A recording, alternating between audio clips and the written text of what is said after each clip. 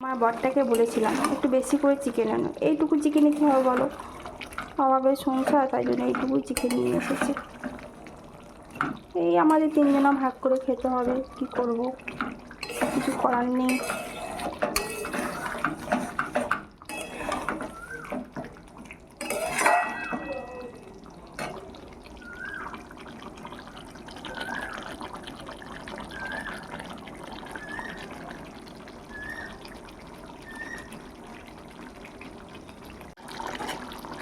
লাল লাল ঝাল ঝাল চিকেনের ঝোল আর ভাত, চিকেন কষাই হোক আর ঝোলই হোক আর ভাত, কি যে দারুণ লাগে খেতে। এটা কে খাবে, কে খাবে?